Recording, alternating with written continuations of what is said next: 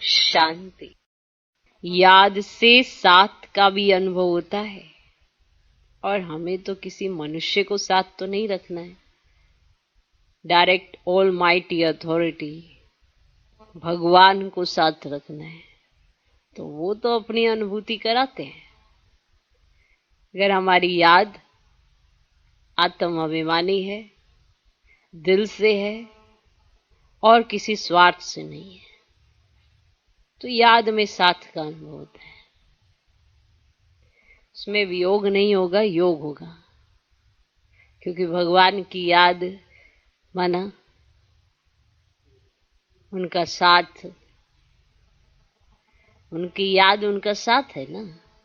अब वो डायरेक्ट तो ऐसे, क्योंकि शरीर तो उनके पास है नहीं जो हम शरीर के बंधन में उनको देखें, तो शरीर का बंधन नहीं, इसीलिए ऐसे वाले साथ की कल्पना नहीं करनी है,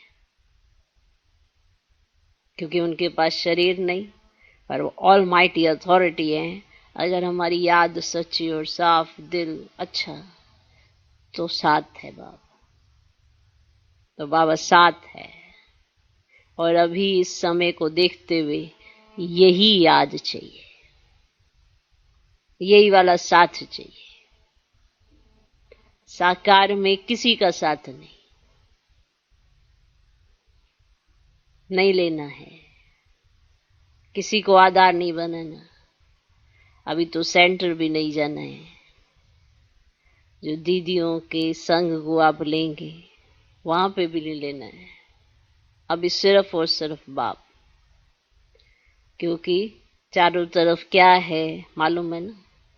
इसीलिए याद ऐसी हो जो दूर होते भी साथ में हो। बाबा दूर देश से आता है, हमको भी दूर देशवासी बनाने के लिए ना, हमको भी तो अपने जैसा बनाना चाहता है। वो भी दूर देश से हमारे बीच में आते हैं, और हम इस स्थूल शरीर में रहते रहते स्थूल के आदी हो जाते हैं, और हमें लगता है कि हमको ऐसे वाला साथ चाहिए। तो बाबा कहते हैं अगर याद है तो साथ है, याद अच्छी साथ है ही है, तो दूर होते भी साथ में हो। अगर याद अच्छी नहीं है ना, तो साथ होते भी साथ नहीं हो। और अगर याद अच्छी है, याद है बाप की, तो दूर होते भी साथ में हो। और याद से साथ का भी अनुभव होता है, तो विक्रम भी विनाश होते हैं। तो आज ये 2 पॉइंट कि याद साथ का भी अनुभव कराती, और याद विक्रम भी विनाश कराती है। इसीलिए साकार देह की तरफ तो नहीं देखना है, निराकार की तरफ देखना है। इसलिए बाबा याद में रहना सिखाते हैं। तुम याद में रहो, याद इतनी अच्छी हो कि साथ साथ अनुभव हो बाबा, क्योंकि वो भगवान है। तो भगवान तो साथ अनुभव हो सकता है ना। साकार में तो किसी देदारी को याद करोगे तो वो चाहिए होगा साथ में, उसका शरीर दिखाई पड़ेगा। अब नहीं होगा तो याद आएगा और दुखी होंगे, नहीं दिखाई पड़ेगा तो याद आएगा, दुखी होंगे। और बाप का शरीर ही नहीं है, बाप को ऐसे ही साथ रखना है, क्योंकि उनको याद से साथ रखना है। तो ऐसी याद हो जो साथ का अनुभव कराए, ऐसी याद हो जो विक्रम विनाश कराए। हर कर्म करते हो आपको साथ का अनुभव होना चाहिए, हर कर्म में साथ का अनुभव। क्योंकि भगवान को याद करो, किसी मनुष्य को थोड़ा याद करो। तो किसी मनुष्य को याद करे तो समझ भी आता है कि वो तो देहदारी है, तो वो ये आएगा तो साथ में अनुभव होगा। अब आप तो विदेही है, देह से न्यारा है, आप आत्मा भी देह से न्यारी हो, उनको साथ अनुभव कर सकते हो।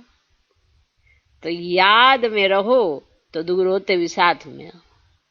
तो समय को देखते हुए अभी कोई सेंटर नहीं जा सकता, कोई गीता पाठशाला में नहीं जा सकता।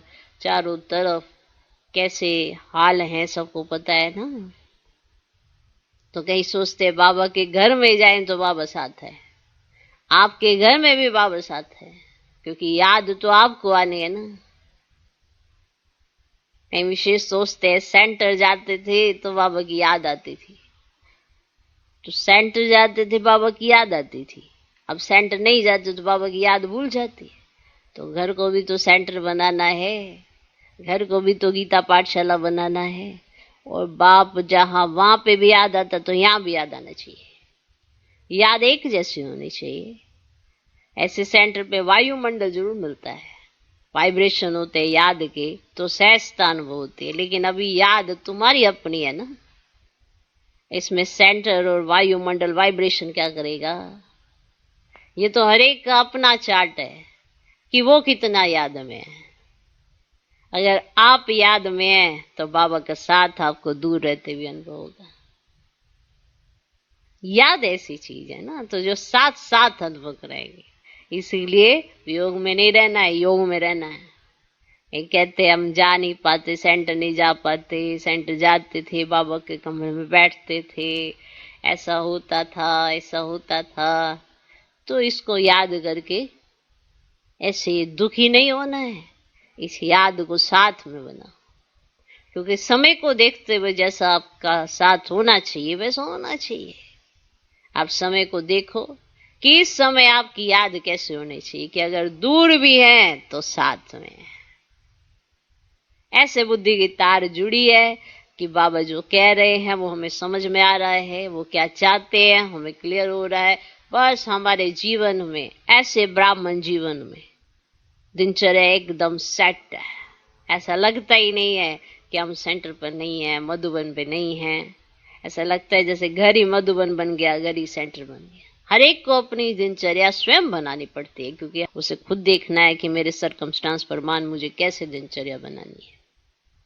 वरना अगर याद में नहीं होंगे ना, तो जैसे साथ रहने का भी, जैसे कोई तो सेंटर पे है, कोई मधुबन में रहते ही है ना, अंदर घर में रहते, तो भी वो दूर दूर रहेंगे, उनको अनुभूति नहीं होगी। ये तो याद है जो साथ का अनुभव कराती है। अगर याद नहीं तो साथ का अनुभव नहीं। इसलिए ऐसा बनना पड़ेगा। अभी समय को देखते हुए आपको ऐसी अपनी बुद्धि की तार बाबा के साथ जोड़नी होगी कि आपको याद में साथ और साथ में याद, ऐसे दोनों फीलिंग आनी चाहिए। और ऐसी याद जो विकर्म करे विनाश। फिर देखना जब ये समय और ये सिचुएशन और परिस्थितियां जब ठीक हो जाएंगी तो भी याद में कोई फर्क नहीं पड़ेगा। याद और बढ़ जाएगी, और चीज मिलेगी, और प्राप्ति मिलेगी, और बढ़ जाएगी।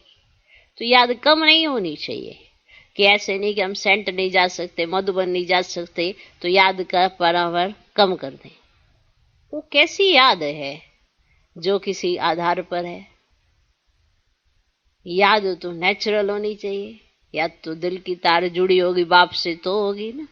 तो इस पर जरूर विचार करना, क्या मेरी ऐसी याद है जो मुझे हर घड़ी साथ का अनुभव, हर घड़ी साथ का अनुभव होता हो?